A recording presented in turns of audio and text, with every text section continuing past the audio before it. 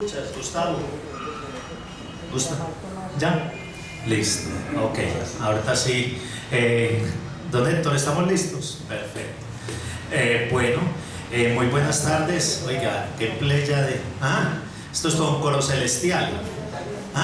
Claro que creo que no van a hablar de lo divino, sino de lo terrenal.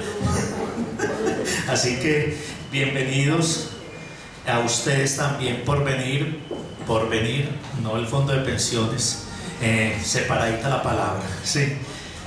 Muchas gracias a la Casa de Otra Parte, a Gustavo que nos escucha, y muy casualmente, Tavo, que es un ratón de biblioteca, nos envía un texto muy a propósito.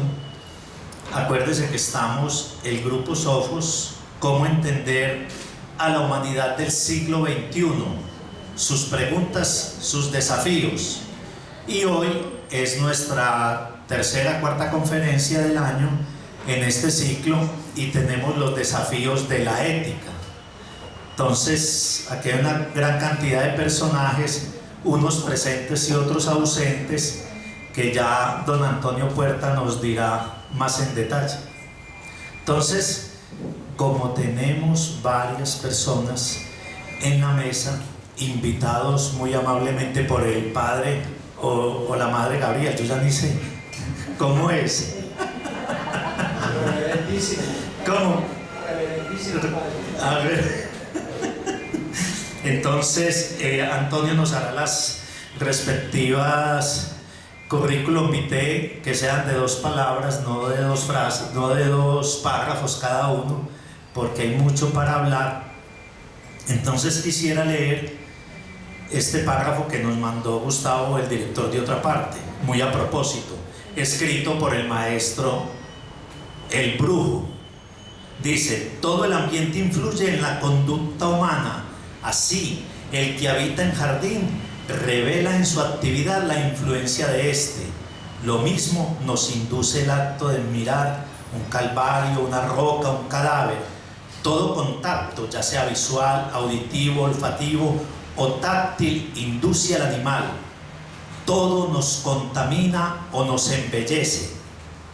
Pero el maestro principal para el individuo de cada especie, o su principal corruptor, es su semejante. Para el hombre es el hombre. Ambas sentencias son verdaderas, a saber, el hombre es lobo para el hombre y el hombre es Dios para el hombre.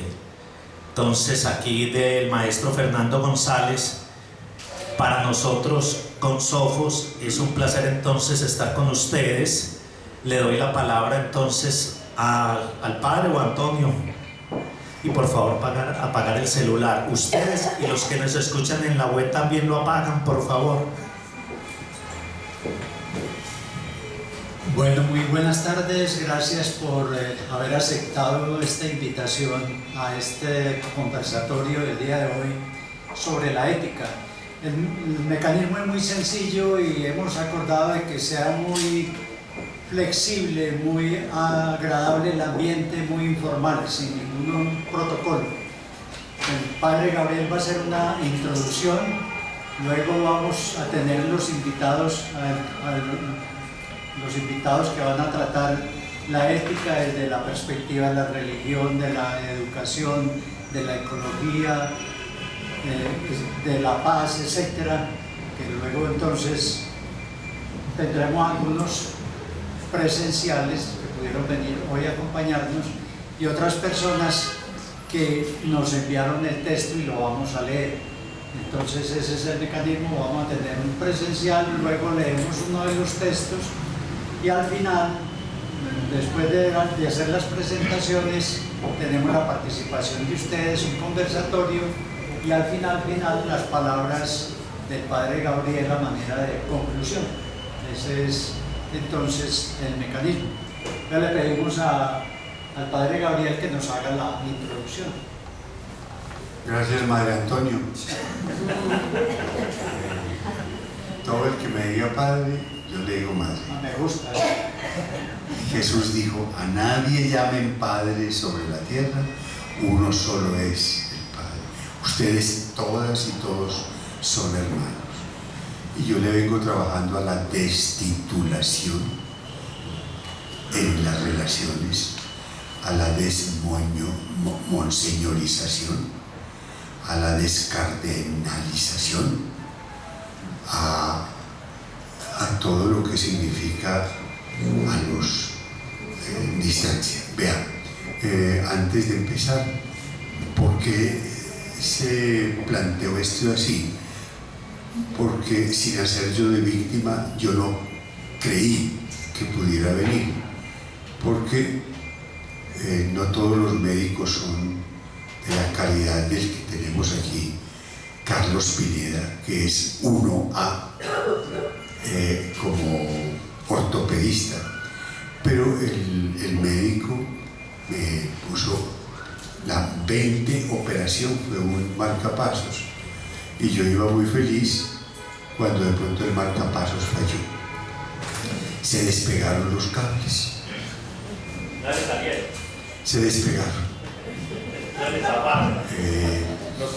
Para resumirles un poco, cuando estaba en plena dificultad de asumir cómo empezar otra vez con unos cables reventados, 15 pastillas diarias, un quinceañero, una llamada del arzobispo de Medellín: ve, Gabriel, ahí se te aflojaron los cables del marcapasos. Ven, ¿sabes por qué? Porque es un signo de los cables que te se han ido soltando a lo largo de tu vida como sacerdote. Se te soltó, el cable del celibato, y has dicho que debe ser voluntario, y eso no está bien. Se te soltó el cable de la devoción a María, porque estás diciendo que no era necesario que fuera virgen, y se te soltó el cable de la Eucaristía, porque estás diciendo que lo que hay que transustanciar es el corazón, no tanto el pan y el vino, y se te sacó el cable de la rito bautismal, porque decís que nadie nace en pecado, que el pecado no se hereda, y estás diciendo entonces que el agua no es para lavar pecado, sino para quedar, disque, según chorreando bondad de Jesús, y eso quién lo entiende. Y se te están dando otros cables, a ver si puedes revisar para que te mejores del todo. Y entonces yo le dije: ¿cuántos cables se le han soltado a su excelencia? Entonces ahí mismo colgó. Pero esto es un chiste para decirles dónde estamos. Qué alegría poder estar con ustedes, siempre haber podido venir a pesar de estar en este proceso de quinceañero, con 15 drogas diarias. Qué alegría haber podido venir y encontrarme con gente tan llena de historia y significación para mí. Por eso planteé, cuando Alfonso me pidió esta charla sobre ética, yo dije: yo no creo que vaya a poder ir. Entonces llamé a Antonio Puerta, el que me llama padre, y yo le digo madre Antonio. Le dije que si podía hacernos un moderador de un conversatorio. Yo no le añadí esto, dije: por si yo no puedo ir, pero siempre puede venir, pero lo vamos a sostener. Está con nosotros para el conversatorio, como decía Antonio, Luis Alirio Calle, alias profesionalísimo en la comunicación. Él me dio la alegría de elaborar una película que se llama La única película de aventuras donde no muere el malo, y es El andariego de la libertad, y él la supo elaborar muy bien. Grandes recuerdos. Blanquita Bernal es compañera del camino desde hace mucho tiempo. cuando compartimos en su trabajo de rectora del Colegio Antanares muchos deseos de mirar de otra manera la fe y la religión, y hubo eco en los muchachos del colegio, y ahora ella coordina y orienta la Fundación Monasterio del Viento, que es donde yo vivo, y va a quedar para los grupos que se reúnen conmigo cada cierto tiempo, los grupos de reflexión. Antonio va a moderar y es viejo amigo del colegio, historia del colegio San Pablo, un grupo de 10 profesores voluntarios que nos ayudaron a Carlos Vázquez y a mí para mantener un colegio de un estrato 1 de allá del cerro Pan de Azúcar. Está Norita Londoño, que viene compartiendo con nosotros todo el mensaje que la acredita como la Leila la llama mensajera, sagrada mensajera de la tierra. la sagrada mensajera de la tierra, por su conocimiento de la ecología. Y unos amigos que no pudieron venir, Blanca y Inés Jiménez, un poquito una palabra sobre la ética en la familia. También Luis Fernando Echavarría, párroco del barrio París, una palabrita sobre la ética en las religiones. Está Marta Lía Velázquez, una palabrita sobre la ética y la paz. Esos son todos. Muy bien. Entonces, muchas gracias, Alfonso, porque se dignó organizarnos esta entrevista. Gracias por haber venido. Tengan toda la paciencia del caso, porque no les habla sino un joven de 86 años. Y cuando se tiene esta edad, entonces uno no sabe cómo van a ser las cosas. Bueno, yo quisiera mencionar a todas y todos los que veo, pero nos haríamos muy largo. Vamos a empezar con la pregunta que me hace Sojos: ¿cómo entender la humanidad del siglo XXI? Desafíos de la ética, el hombre es lobo para el hombre. Entonces, la introducción consta de explicar un poquito esta frase. Homo homini lupus es la frase célebre de la obra dramática Asinaria, que viene de Asinus, burro, de Plauto, en los años 180, 250 a 180 a.C. Esa frase la popularizó Thomas Hobbes en 1651 en su obra Leviatán, y llega a decir: el estado natural del ser humano es la lucha continua contra su prójimo. La frase así se convierte en la metáfora del animal salvaje que todos llevamos por dentro, pero un animal que no conocemos, capaz de grandes atrocidades y barbaridades contra el planeta, contra los seres vivientes, incluyendo los de su misma especie. Guerras, atentados, asesinatos, secuestros, esclavitud, tráfico de personas, cacerías para enriquecerse, abusos, oro a como dé lugar, santas inquisiciones, distribución,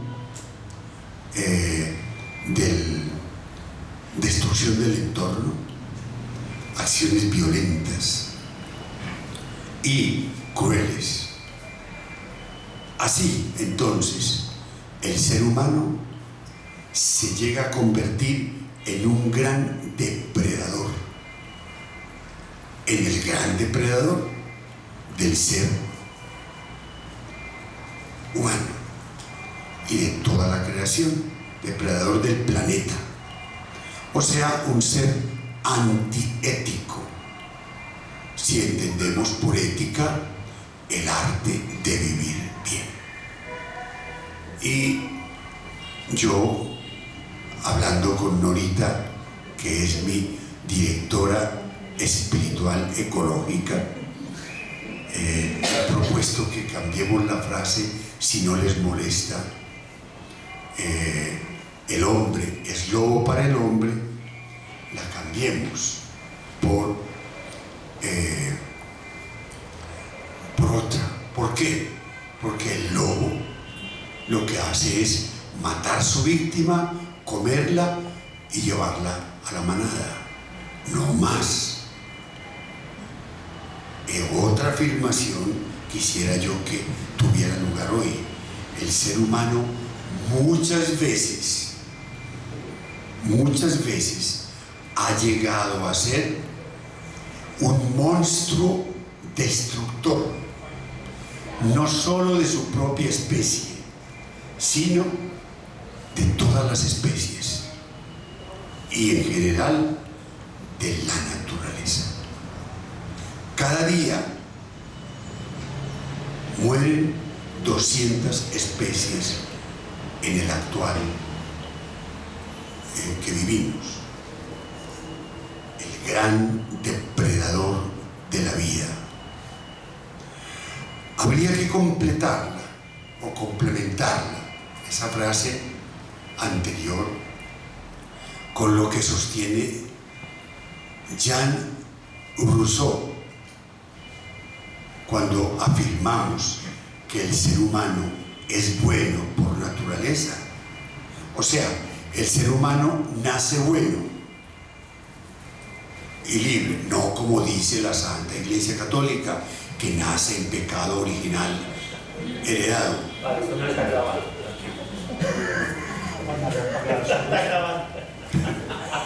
Pero el mundo lo va corrompiendo de todas maneras, como quien nace con los pulmones limpiecitos y se mete a un bus donde la gente está fumando cigarrillo. Pues claro, se le contamina el pulmón, pero él se metió al bus bueno. Entonces, él propone que haya, Hobbes propone que haya como un contrato social en la humanidad para lograr una convivencia armónica, equilibrada y en paz entre los seres humanos.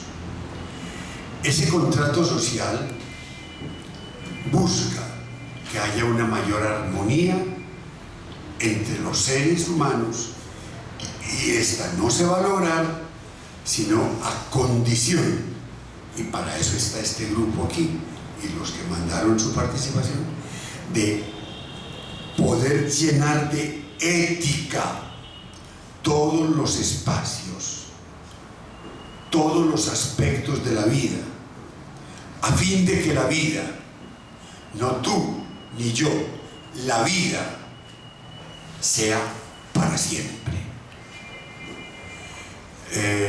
Cuando este tema me lo puso Alfonso, me tiró la lengua de tal manera que yo tuve que escribir unas líneas, porque yo me quedaría conversando con ustedes largas horas, pero el conversatorio exige que después de esta pequeña introducción nuestro moderador nos dé oportunidad de cómo llenar de ética los diversos aspectos de la vida: la ecología, la educación, la comunicación, la familia, la política, la paz.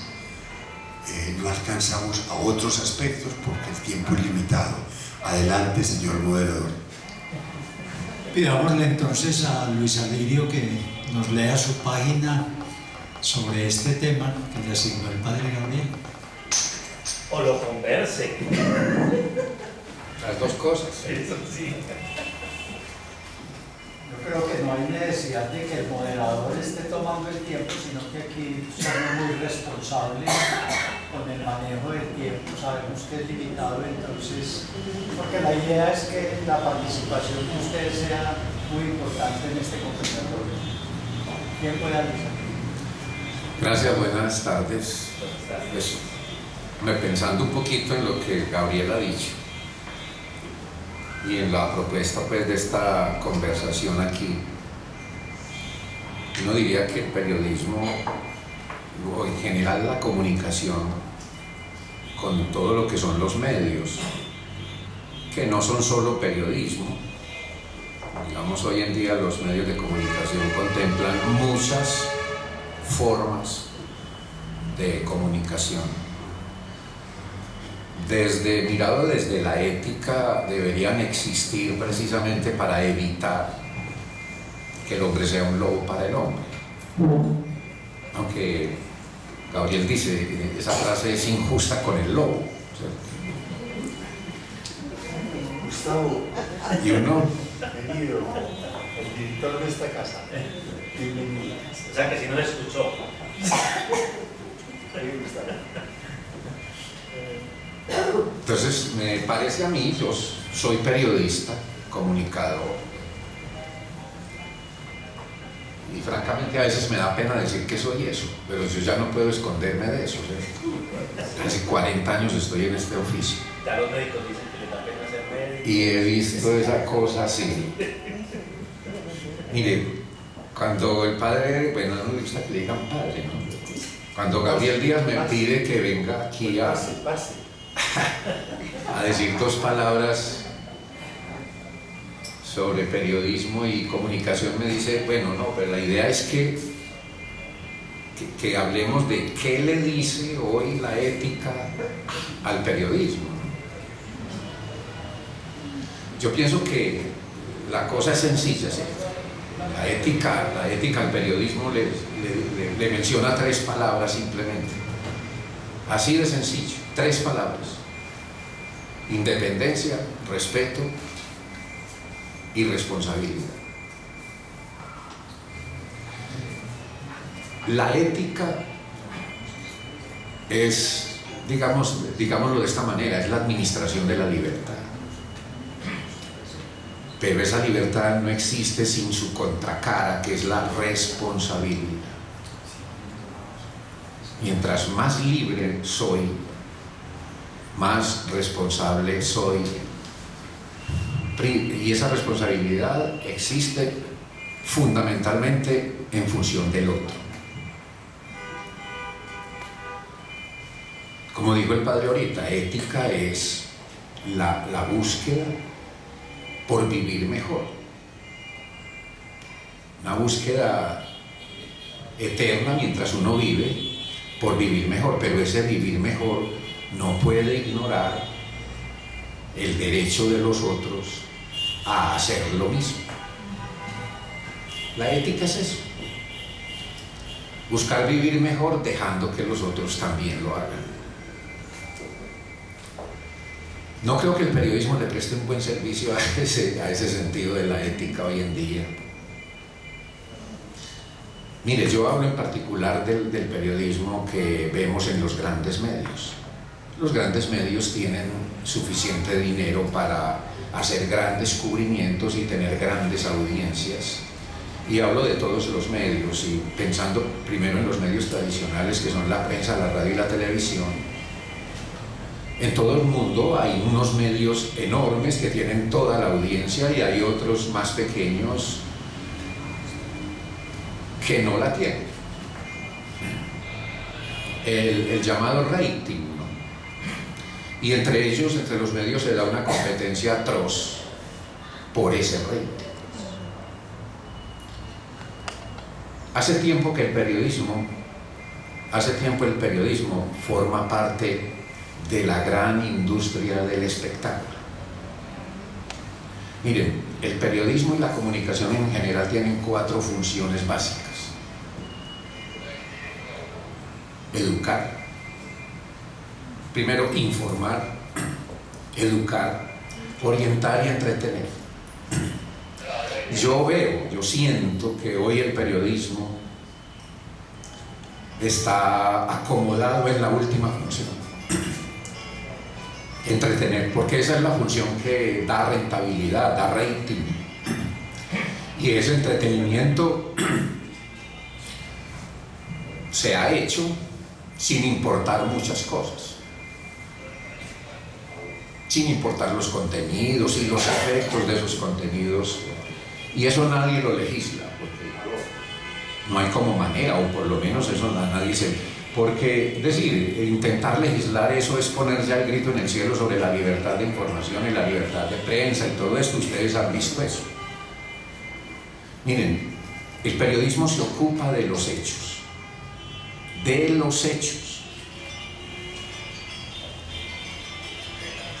no de las opiniones de personajes. Y hoy en día hemos visto cómo cada vez más, con la opinión de un personaje notable, hacen emisiones de periodismo una y otra vez, insisten en eso como si eso fuera una noticia, es decir, digámoslo con nombres, pues, como si una opinión de Petro y otra de Uribe fueran la noticia, y en una situación como la que estamos viviendo en este país, lo que se está haciendo con eso es contribuir a la polarización dañina y destructiva que estamos padeciendo nosotros hoy. Las noticias son hechos que afectan para bien o para mal a la comunidad, a la sociedad, no opiniones que están cifradas. Uno no ve que sean realmente objetivas. Es decir, uno para hacer periodismo no puede partir de sus preferencias, de sus creencias, de sus odios o de sus amores. El periodista tiene que zafarse de todo eso. Es decir, las preferencias no determinan la verdad, las creencias tampoco, los odios mucho menos, las ansias de poder tampoco. Nada de eso determina la verdad, que es el objeto del periodismo. Miren, esta situación que vivimos hoy de medios, que hay una abundancia de información atroz, pues, ¿y quién creyera? Ahora que tenemos más tecnología, deberíamos estar mejor informados y más informados, y va uno a mirar con cualquier pregunta que se haga, y estamos cada vez más desinformados. Hay tal abundancia, tal sobrecarga de información, que lo que hay es una saturación, y dentro de toda esa abundancia no entendemos nada, no comprendemos nada. Yo pienso que desde la ética este oficio le está fallando a su función. ¿Cuál es la de...? Yo siempre he dicho, me preguntan, ¿para qué sirve el periodismo? Y yo recuerdo mucho cuando era niño que mis papás, mis tíos, la gente mayor le solía decirle a uno: hijo, ¿usted sabía dónde está parado? Yo creo que el periodismo es para eso, para ayudarle a la gente a saber dónde, para que nos ayude a saber dónde estamos parados, en todo sentido, históricamente, económicamente, moralmente, socialmente. Para eso es el periodismo. Y todos los que somos periodistas sabemos qué es lo que hay que hacer para que eso suceda. Pero no sucede. Miren, tal situación ha puesto entre interrogantes la calidad de los contenidos afectados por el acoso del tiempo, una competencia mal entendida entre medios, la arbitrariedad, la confusión entre preferencias y verdad, el exceso de información y la poca empatía que hay, si nos atenemos a lo que vemos, entre los conceptos de libertad de prensa y derecho a la información. La libertad de prensa se supone que es la libertad que yo tengo para informar, para decir cosas a través de los medios. Es mi libertad, es decir, mi profesión, el hecho de graduarme como periodista me da esa libertad. Pero entonces la pregunta es, cuando yo hago una columna de opinión y digo que fulano de tal alcalde de tal parte es un corrupto y no muestro pruebas, ¿qué estoy haciendo, por Dios? Y sin embargo eso pasa. y eso se defiende como libertad de prensa. La libertad de prensa es una virtud de este oficio, pero esa libertad está condicionado por algo que está más alto que eso, y es el derecho a la información que tiene la gente. El derecho a la información es el que determina la libertad de prensa, fundamentada principalmente en el respeto. La ética de la información llama a privilegiar el derecho a la información sobre la libertad de prensa, en particular cuando esa libertad se monta en la arrogancia, las preferencias y la arbitrariedad. Más que los periodistas mismos, debería ser la comunidad,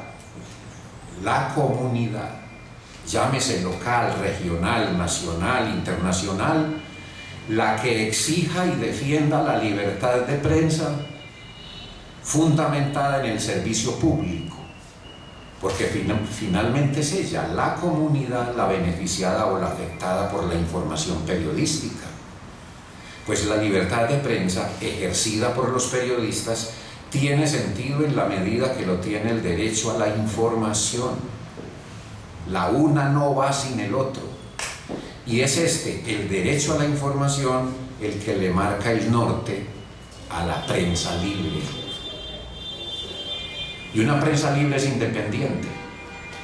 Y la independencia en este oficio es la posibilidad de yo acudir al mayor número de fuentes posibles para contar un hecho. La libertad de prensa impone por naturaleza el deber de buscar las fuentes que en el relato de los hechos son necesarias para el mayor acercamiento posible a la verdad de esos hechos. Esa independencia ha de estar, en esencia, desligada de tendencias políticas, religiosas y de intereses económicos. A ello ha de sumarse que el periodista se despoje de prejuicios, creencias e ideologías. De lo contrario, la libertad de prensa en cuanto servicio a la sociedad y enarbolada como uno de los grandes principios de la democracia no será más que vana retórica, una entelequia. La función del periodismo, ya lo dije, es procurarnos lo necesario para saber dónde estamos parados. Hablo de servicio pensando en servicio público, como lo son el acceso a la energía eléctrica, al gas, al transporte o al agua. Cada vez que me ha tocado hablar de este oficio, yo he dicho también que el periodismo y la comunicación en general, todos los medios, redes sociales, lo que ustedes quieran, por donde sea, todos los canales de comunicación masiva, debe ser como el servicio de acueducto. ¿Qué espera uno del servicio de acueducto? Agua bastante, barata, pero hay algo más y más importante que esas dos cosas, y es que el agua sea limpia, que no mate a nadie, que no enferme la gente. Así debe ser la información, potable. Entre todo lo que banaliza la información, es decir, el peor servicio que está prestando la comunicación en general hoy, no solo en Colombia, sino en todo el mundo, es la banalización de esa información, casi que provocada por la abundancia atroz, diría yo, de información. Valga traer aquí, a propósito de eso, una reflexión sobre lo que un catedrático de antropología de la Universidad de Harvard, ese señor se llama Andrew Oretke. Él denominó hace pocos años con este nombre obesidad mental, un mal que hoy padecemos en todo el mundo. Obesidad mental. Quiero leerlo. La primera vez que habló de ello, este señor desató acaloradas controversias con sus afirmaciones, en particular sus fuertes críticas al periodismo y a los medios de información que, movidos por el vértigo de la economía de consumo, terminan convertidos en medios de la saturación y la banalidad.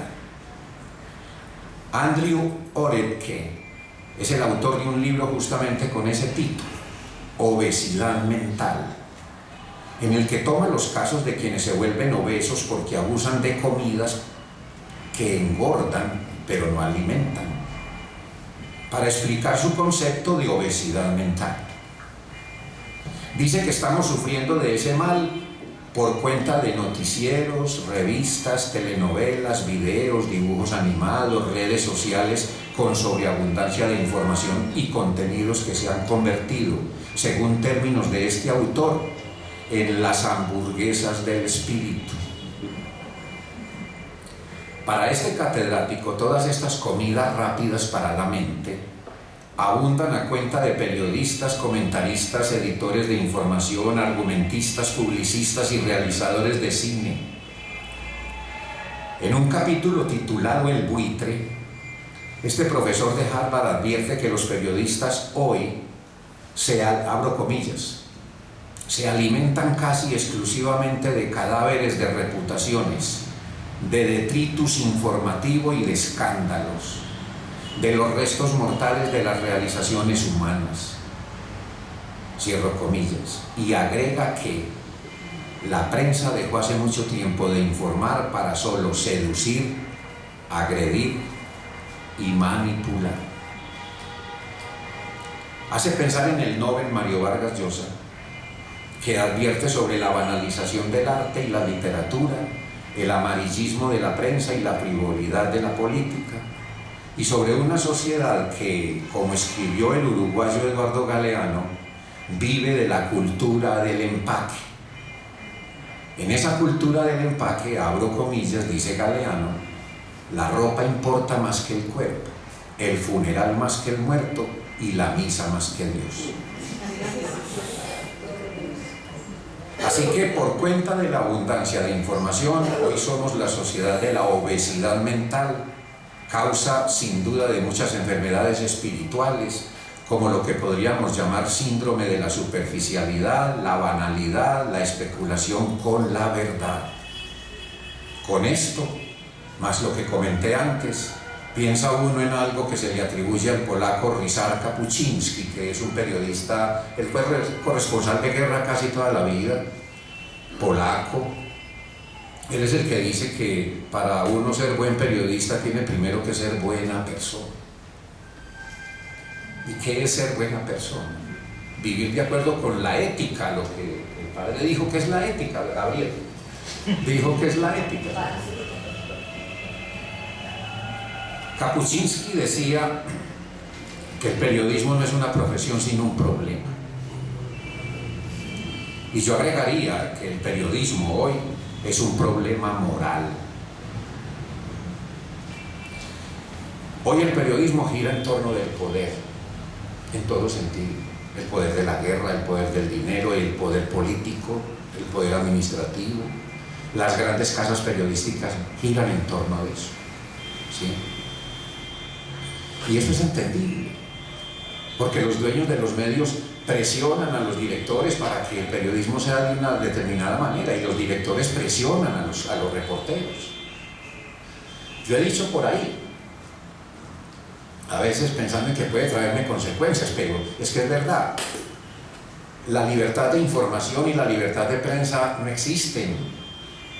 Desde el mero hecho de uno firmar un contrato para ser periodista, es decir, este oficio no debería depender de grandes empresarios ni nada, o los grandes empresarios, pero para eso necesitan empresarios esclarecidos. No deberían poner a depender su rentabilidad de los medios periodísticos que manejan, sino de otras cosas. ¿Por qué no manejan su rentabilidad de la venta de gaseosas o de cervezas? ¿Por qué tiene que ser la información, que es una cosa tan complicada? La información determina muchas cosas en la sociedad. Ahora, Josep Ramoneda, que es un filósofo contemporáneo, él está vivo, él una vez vino aquí a Medellín, ya me tocó entrevistarlo en una serie de programas que hacía yo en Telemedellín. Tremendo hombre este. Y hablábamos del poder y de las dificultades que tenemos, y él decía una cosa muy sencilla: vea, hombre, el problema es el mal, y estamos sufriendo el mal causado el hombre sobre el hombre. El origen del mal es el abuso de poder, decía. Los medios hoy en día pecan por abuso de poder. Por eso digo, es un problema moral. ¿Qué hacer? Yo no veo soluciones, es muy difícil erradicarlo. Es cuestión de una educación, es cuestión de educación. Digo lo que decía ahora, es la sociedad la que debería controlar a la prensa libre. ¿Cómo? Escogiendo los contenidos. ¿Sí? Que nosotros como sociedad elijamos los contenidos y pongamos en cintura los medios. Una cosa que nos está haciendo daño, no verla. ¿Y eso cómo sucede? Hoy en día no hay manera. Eso tendrá que ser fruto de una educación. A menudo, voy a terminar ya, a menudo hablamos de políticos, candidatos, empresarios, cualquiera en las redes sociales, cada rato dicen, la solución es la educación. Saldremos adelante con más educación. Hombre, educación hemos tenido. Yo me eduqué. Era difícil en mis circunstancias cuando era niño, pero tuve oportunidad y me eduqué. ¿Y cuál es el resultado de sociedad que tenemos? O sea, que tenemos educación. O sea, hay que pensar en otra educación. Yo no tengo la fórmula, pero yo sí siento que es necesario otra educación, otro modelo, otra manera. Y hay que empezar. Ayer tarde debimos haberlo hecho. Yo no sé cuándo, pero así debe ser. O si no, pues fregados. No, listo, porque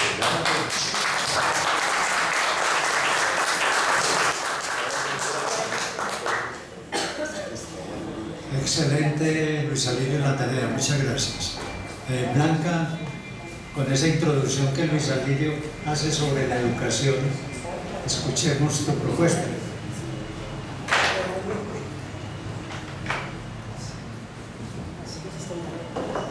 Realmente me cae de película el que Luis Alirio termine con esas palabras de que se requiere educación. Educación y educación, ¿sí? Quizás otro modelo, sí. Yo preparé algunas cositas.